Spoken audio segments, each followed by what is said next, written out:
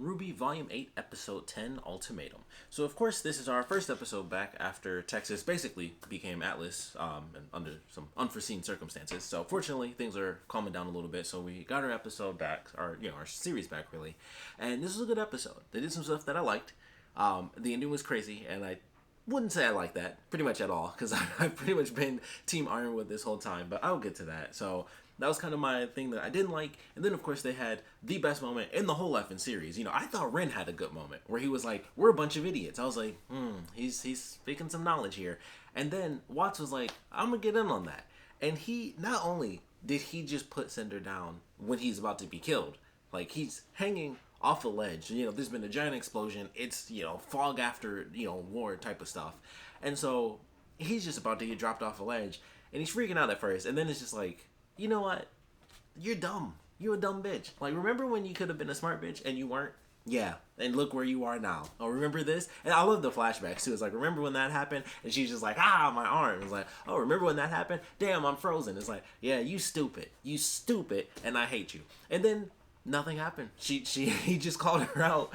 And I was like, for a second there, I was like, oh, he's about to die. Because, Cinder was actually going to do something. I was like, oh, she better be careful, because if she does something relevant to the plot, she could get killed. And then, of course, she doesn't. So I was like, oh, yeah, she does what she always does.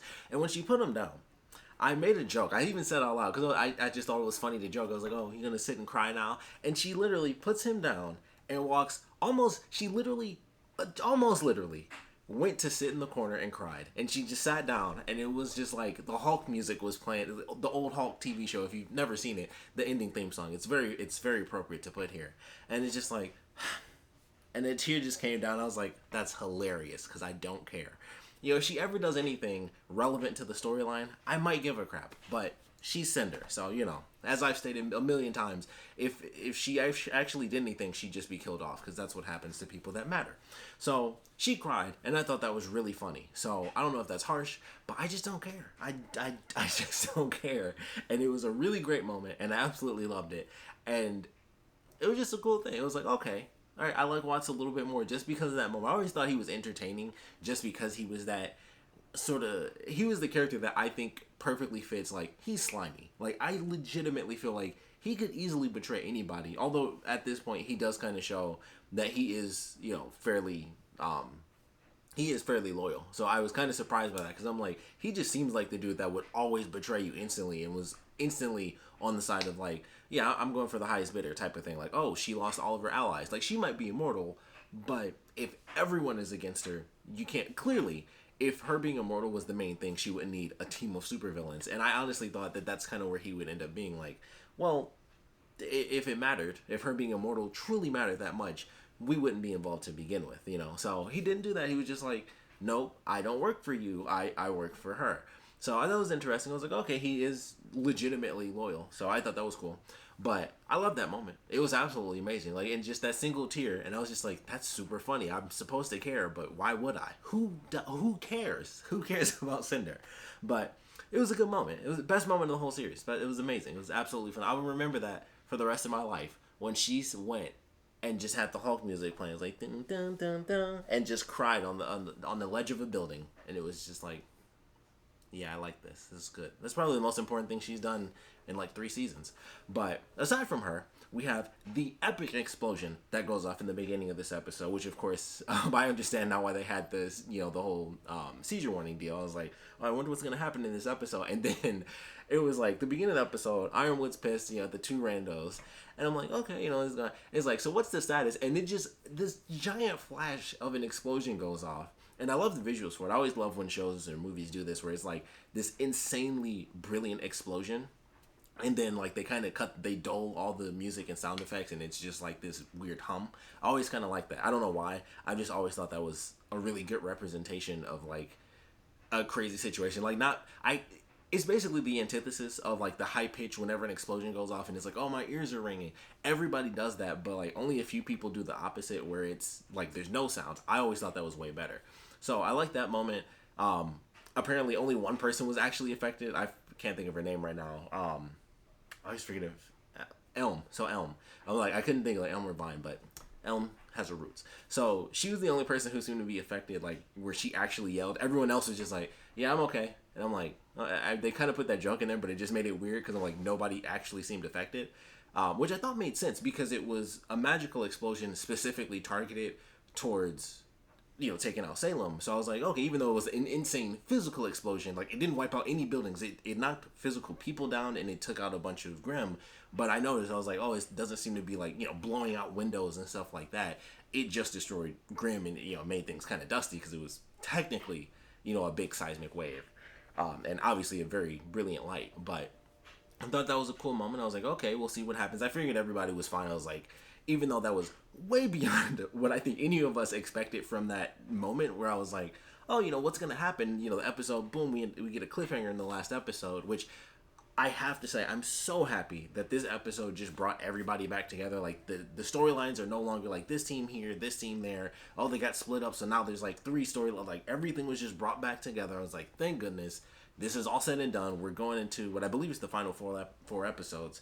So I was super happy about that because I was like, all right, I thought for sure this episode was going to be like an epic cliffhanger last time. And then this episode was going to be some other plot line. And then they would go back to it, in the next episode. And then we find out what happened. But they're like, nope, crazy ending.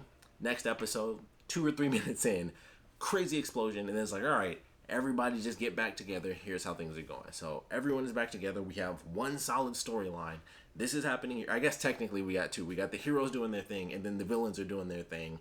And I guess technically we might still have 3, depending really on how things end up going with Salem.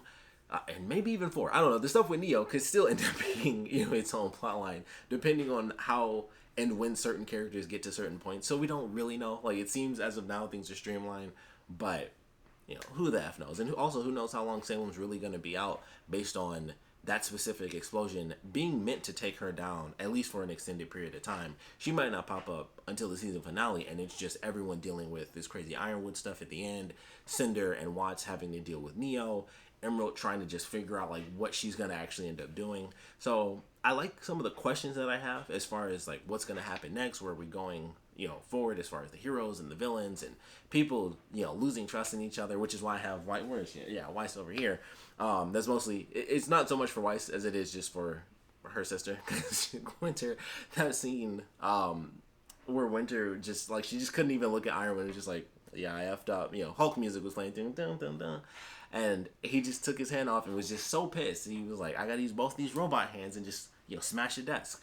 So we go through all these amazing moments. Great explosion. Visually, that was great too. So I love the sound design. I love the visuals of it. We go through. Everybody's like, all right, get this way. We'll all go to the house. Everybody teams up and all that crap. Cinder gets talked down to 10 out of 10. And then we have Ironwood. And so this whole time, I'm like, everybody's been acting like an idiot. All he wanted to do was be like, hey, let's help everybody. Like, hey, let's do this thing. Let's help everybody. Let's figure this stuff out.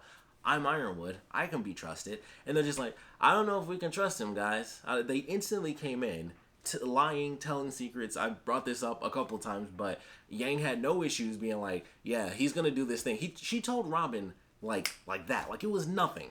It was just like, yeah, he's gonna do this thing, this big secret thing. That's what he's planning. And then they wanted to get pissed at Ironwood. So I'm still, it was just like, I don't understand why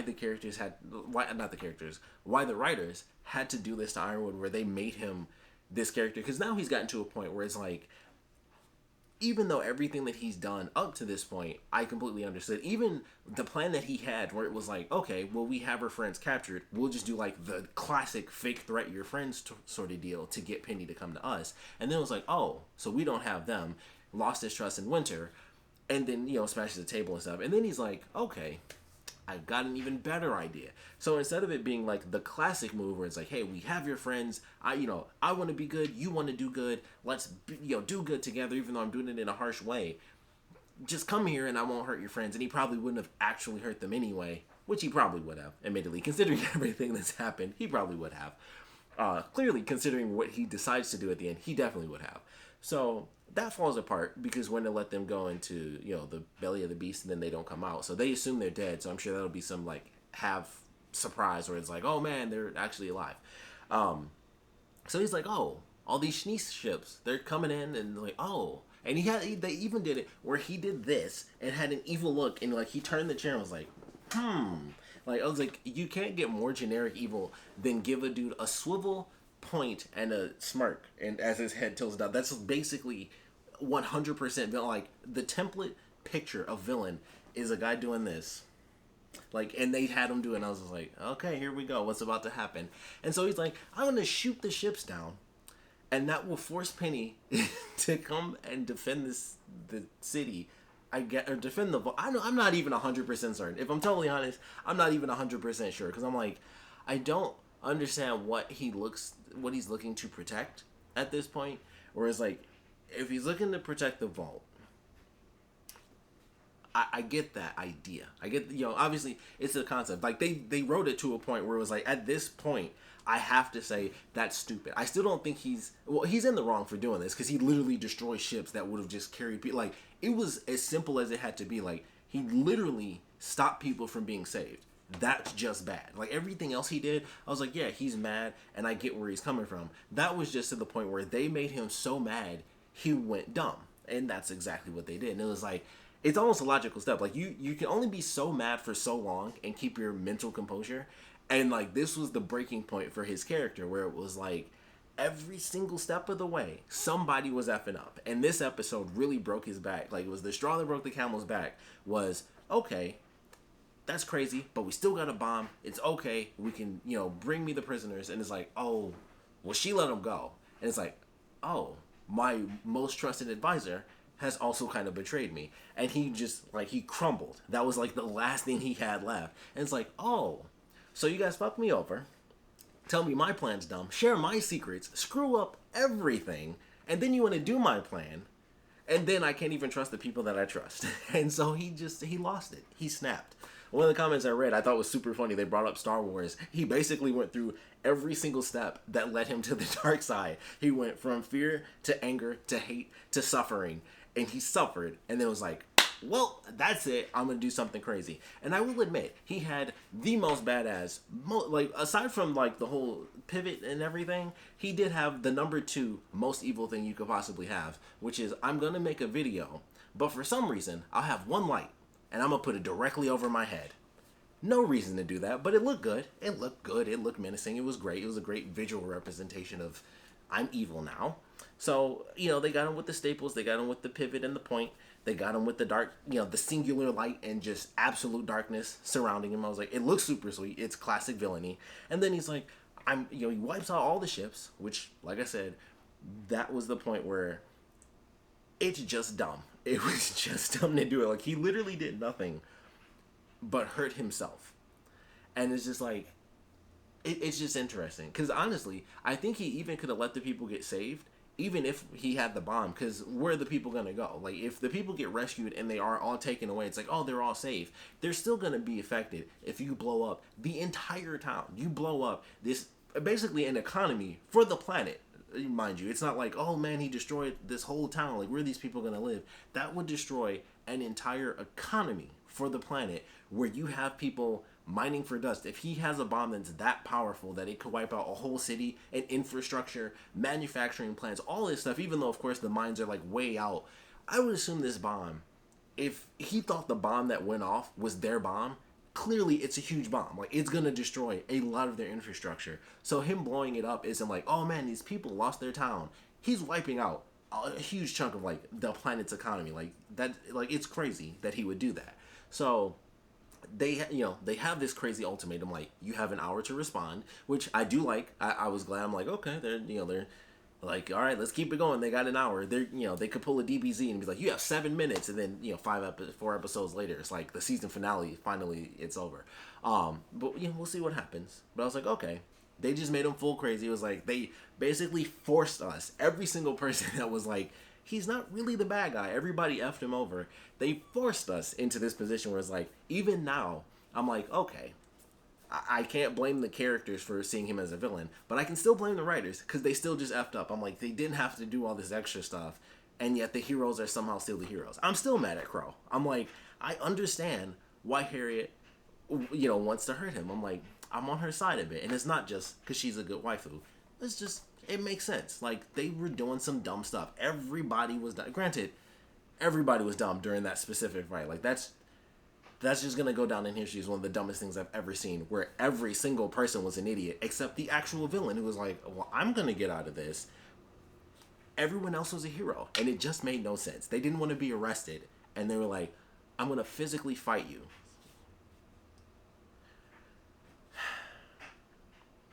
Just, man, I don't think there's gonna be another moment, but I would really like for someone to just, they won't write it because then they'd have to call themselves out. But if someone in the show was just like, hey, this was dumb. This was dumb. Everything that happened was because you guys just were being stupid. Like, that's just 100. That's like, it's actually factual. It's not like theorizing, like, oh, they were kind of this, kind of. They were just dumb. They literally caused every single problem. They could have just told the truth, and things would have worked out. Things would have been okay. They would have figured something out, but for no reason whatsoever, they just couldn't trust Ironwood because he's power hungry, I guess, or he's the military guy, so they didn't feel like they could trust him. I don't know. Whatever they said years ago, none of it made sense. It was all stupid. So here we are at the end, 4 episodes to go. I hope Ironwood gets to live. I like him with 2 robot arms. I think that's really cool. But I guess they have to write him so hardcore as a villain. He seems more villainous than Salem does at this point. Like, it's just like, he just does stuff that's so, like I said, he's so evil, it's just dumb. Like, he's been broken to the point where he just does stuff and is like, I'm going to blow this up if you don't come help me save it, and then we can't save it together. I'm going to blow it up. That's what I'm going to do. I said what I said, and it makes sense to me. 1 hour. So we'll see what happens. I don't know. But lots of madness. Cinder cries, so it's still a 10 out of 10 episode. But I would love to know your thoughts on this one, so please put your comments down in the comment section below. Let me know your favorite parts about it, least favorite parts about it. I would love to know your thoughts on everything going on with Ironwood. Now that we've gotten to this point, I don't think I've ever actually asked the question, but what were your thoughts on Ironwood this season as well as last season? Like, everything the characters have done. I genuinely try not to bring it up every review, but I feel like I do. I feel like every episode they do something, and I'm just like, the heroes did this. It was 8 effing people, and they were just like, you know what, RWBY, you don't want to tell them.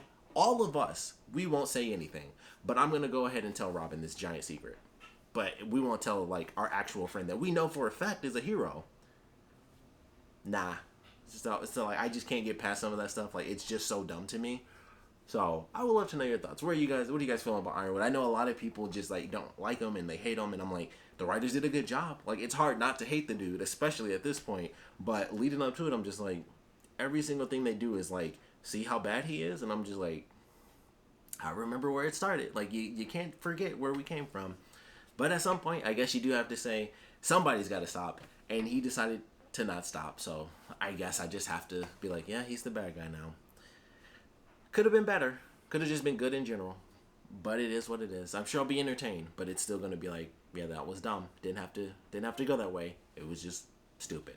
But like I said, I would love to know your thoughts on this episode, your thoughts on Ironwood, your theories on what's going to happen going forward, what's going to happen with Neo and Cinder. I assume what Neo wants is RWBY dead, so that's what you're like, you know what I want. So I guess Cinder is going to, she's going to win. I doubt it. So whatever with her. So I want to know your theories, thoughts, all that good stuff. So please put your comments down in the comment section below. And of course, thanks for watching.